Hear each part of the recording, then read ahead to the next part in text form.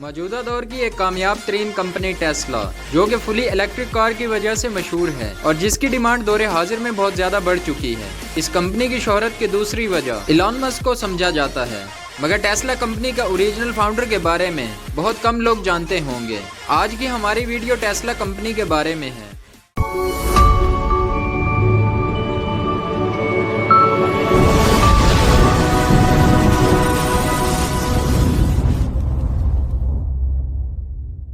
To 2003 में दो engineers Martin एबर्टहर्ट और मार्क टैर्पनिंग ने टेस्ला कंपनी की बुनियाद रखी, जबकि 2017 तक टेस्ला का असल नाम टेस्ला मोटर था। इन्हें इलेक्ट्रिक कार बनाने का बहुत शौक था और ये साबित करना चाहते थे कि इलेक्ट्रिक कार्स गैसोलीन कार से ज्यादा बेटर, क्विकर और रिलायबल हैं। टेस्ला नाम निकोला टेस्ला के नाम से रखा गया था, जिसने 19वीं सदी में इलेक्ट्रोमैग्नेटिक फील्ड को दरियाफ्त किया था। लेकिन इन्होंने इसके नाम का क्यों इंतखाब किया? क्योंकि निकोला इलेक्ट्रिसिटी में एक पायनियर था और ये अल्टरनेटिंग करंट एसी की वजह से जाना जाता था, जो कि इलेक्ट्रिबल ट्रांसमिशन की सूरत में आज भी बहुत सी चीज़ों बाशमूल टेस्ला कार्स में इस्तेमाल होती हैं और ये दुनिया के इंजीनियर्स के लिए एक रोल मॉडल समझा जाता है। इस तरह 23 अप्रैल 2003 में इन्होंने डोमेन नेम teslacars.com रजिस्टर करवाया। इलॉन मस्क ने 2004 तक कंपनी को ज्वाइन नहीं किया था। सन 2000 में पेपाल के सीईओ का ओहदा खत्म हो जाने के बाद भी इलॉन मस्क ने अपनी इक्विटी को कंपनी में रखा और पहले से ज्यादा रिच होता गया। जब पेपाल को 2002 में पब्लिक किया गया तो एक साल बाद 2003 में मस्क ने स्पेस कंपनी बनाई। 2004 में इसने $6.3 मिलियन इन्वेस्ट करके टेस्ला को भी ज्वाइन कर लिया और बोर्ड ऑफ डायरेक्टर का चेयरमैन बन गया। जैसा कि मार्टिन एबरहर्ट और मार्क टैर्पनिंग ने एक मुकम्मल इलेक्ट्रिक कार्स बनाने का ख्वाब देखा था। 2006 में उन्होंने पहली प्रोटोटाइप कार टेस्ला रोडस्टर और एक सीक्रेट प्लान भी पब्लिश किया। 2008 में आखिरकार रोडस्टर को लॉन्च किया गया और इस तरह टेस्ला ने दुनिया की पहली मुकम्मल इलेक्ट्रिक कार बनाकर वो अचीव किया जो किसी कंपनी ने भी अचीव नहीं किया था। बिलाखिर ये एक हैरानकुन अचीवमेंट तो थी, मगर इसके कुछ डाउन साइड्स भी थे। ये कार $100,000 में सेल की गई और सिर्फ चंद लोग ही इस लग्जरी कार को अफोर्ड कर सकते थे, मगर ये प्राइस टैग सीक्रेट प्लान का हिस्सा था। जबकि दूसरा मसला इसकी चार्जिंग का था, क्योंकि रोडस्टर 24 से 48 घंटे में चार्ज होती थी, जो कि बहुत ज्यादा टाइम पीरियड था। मगर टेस्ला कंपनी कार इंडस्ट्री में अपना काम करती रही। 2007 और 2008 में टेस्ला कंपनी ने लीडरशिप में बहुत ज्यादा चेंजिंग्स की। 2007 में एबरहर्ट ने सीईओ के ओहदे से रिजाइन कर दिया और जेब डिरोरी ने ओहदे का चार्ज संभाल लिया, मगर एबरहर्ट कंपनी के एडवाइजरी बोर्ड का मेंबर रहा और टेस्ला की पहली ऑटोमोबाइल शिप से पहले ही टेस्ला के दोनों फाउंडर्स ने कंपनी को मुकम्मल तौर पर छोड़ दिया और कुछ अरसे बाद मार्क ने सीईओ का चार्ज लेते ही कंपनी के 25% स्टाफ को निकाल दिया।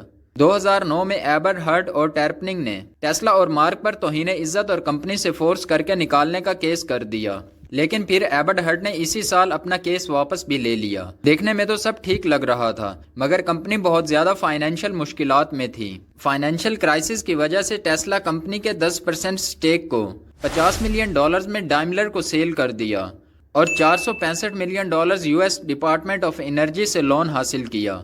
इसके बाद टेस्ला ने अपना हेडक्वार्टर पालो अल्टो में मुंतकिल कर लिया। 2010 में टेस्ला को पब्लिक किया गया। ये टेस्ला कंपनी के लिए बहुत ज्यादा फायदेमंद साबित हुआ। टेस्ला के एक शेयर की कीमत $17 रखी गई और बहुत जल्द ही इसकी आईपीओ में $226 मिलियन जमा हुए। 2011 में कंपनी ने प्रोटोटाइप मॉडल एस लॉन्च की, जिसकी कीमत $75,000 थी।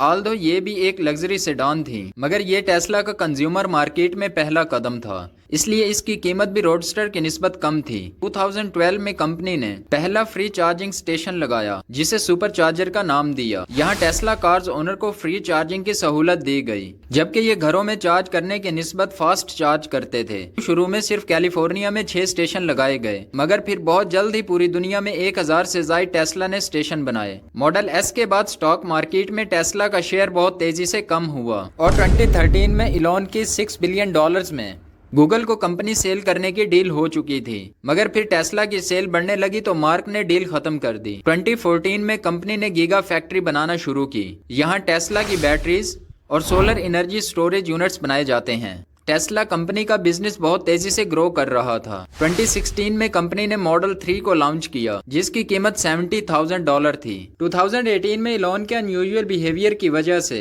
टेस्ला और इलॉन को 20 मिलियन फाइन भी पे करना पड़ा, जिसके बाद कंपनी ने इलॉन को CEO के ओहदे से फारिग कर दिया। 2019 में बहुत से एग्जीक्यूटिव मेंबर्स ने भी कंपनी को छोड़ दिया और वर्ल्ड वाइड डीलरशिप भी खत्म हो रही थी, जिसकी वजह से टेस्ला का स्टॉक बड़ी तेजी से मुतासिर हुआ। मगर फिर 2019 में कंपनी ने मॉडल Y SUV को लॉन्च किया। आज टेस्ला EV मार्केट में अपनी पहचान बना चुकी है और कई सालों के एक्सपीरियंसेस के बाद आज पूरी दुनिया में टेस्ला ने मैन्युफैक्चरिंग और सुपर चार्जिंग स्टेशन की सहूलत भी अपने कस्टमर को दे रखी है। स्टार्टिंग में चार्जिंग टाइम का प्रॉब्लम था, इसे भी बहुत ज़्यादा हद तक इम्प्रूव किया है, जिसकी बदौलत अब टेस्ला व्हीकल ऑलमोस्ट 1 घंटे में फुली चार्ज हो जाती हैं। 2019 के बाद कंपनी हर साल पहले से ज़्यादा प्रॉफिटेबल होती जा रही है और पूरी दुनिया में अपनी ब्रांचेज ओपन कर रही है, जिसकी बदौलत आज टेस्ला ने EV व्हीकल से रिलेटेड पूरी दुनिया के व्यू ऑफ माइंड को बदल दिया है।